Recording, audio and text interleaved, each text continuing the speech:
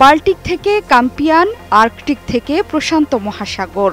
পুতিনের নৌবাহিনীর গর্জনে হঠাৎ কেঁপে উঠছে সাগর মহাসাগর। ৩০০ যুদ্ধজাহাজ এবং ২০,০০০ নৌসেনার সম্মিলিত মহড়া শুরু করেছে রাশিয়া। মিসাইল থেকে রকেট, ভারী মেশিনগানের নিশানা সব আগে থেকেই ঠিক করে নিতে চান ভ্লাদিমির পুতিন। এমন নজিরবিহীন মহড়ায় রীতিমতো নড়ে চড়ে বসেছে পশ্চিমা বিশ্ব। পশ্চিমা জোট ন্যাটোর কাছে সবচেয়ে ভীতির কারণ হচ্ছে রাশিয়া তাদের সর্বাধুনিক প্রযুক্তি ডেস্ট্রয়ার, ফ্রিগেট, করভেট এবং সাবমেরিন নামিয়েছে এই মহড়ায়। হঠাৎ করে রাশিয়ার এই সর্বাত্মক মহড়ায় নানা জল্পনা কল্পনা শুরু হয়েছে। রাশিয়া ভয়ঙ্কর কোনো যুদ্ধের পরিকল্পনা করছে নাকি নিছকই সাধারণ কোনো নৌমহড়া।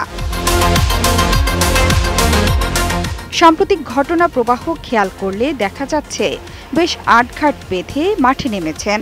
মাত্র কয়েকদিন আগেই দক্ষিণ চীন সাগরে চীনের সঙ্গে নৌমহড়া চালায় রাশিয়া। চীনা প্রতিরক্ষা মন্ত্রণালয়ের বিবৃতি অনুসারে চীন ও রাশিয়ার সেনারা সম্প্রতি পশ্চিম ও উত্তর প্রশান্ত মহাসাগরে টহল দিয়েছে এবং আন্তর্জাতিক এই মহড়ার সঙ্গে আঞ্চলিক পরিস্থিতির কোনো সম্পর্ক নেই। এছাড়া কোনো তৃতীয় পক্ষকে লক্ষ্য করেও এই মহড়া চালানো হচ্ছে না। চীনা রাষ্ট্রীয় সম্প্রচার মাধ্যম সিসিটিভি জানিয়েছে, যৌথ মহড়ায় ক্ষেপণাস্ত্র বিরোধী মহড়া, সমুদ্র হামলা এবং বিমান প্রতিরক্ষা অন্তর্ভুক্ত ছিল।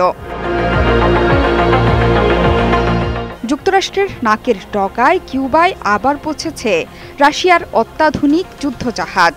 রুশ বাল্টিক ফ্লিটের বা জাহাজ বহরের অংশ হিসেবে কিউবাতে আসা জাহাজের মধ্যে রয়েছে টহল জাহাজ নিউস্ত্রাহিমি, প্রশিক্ষণ জাহাজ সোলিনি ও অন্যান্য সহযোগী যুদ্ধজাহাজের বহর।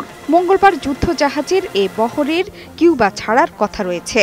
কিউবার রেভলিউশনারি আর্মড ফোর্সেসের এক বিবৃতিতে বলা হয়েছে, রুটিন বা নিয়মিত চলাচলের অংশ হিসেবে এগুলো কিউবা এসেছে।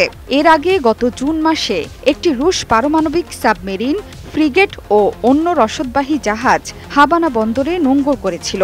যুক্তরাষ্ট্রের ফ্লোরিডা থেকে এর দূরত্ব ছিল মাত্র ১০০ মাইল। অর্থাৎ এই অঞ্চলে রাশিয়া তার শক্তি প্রদর্শন করেছে।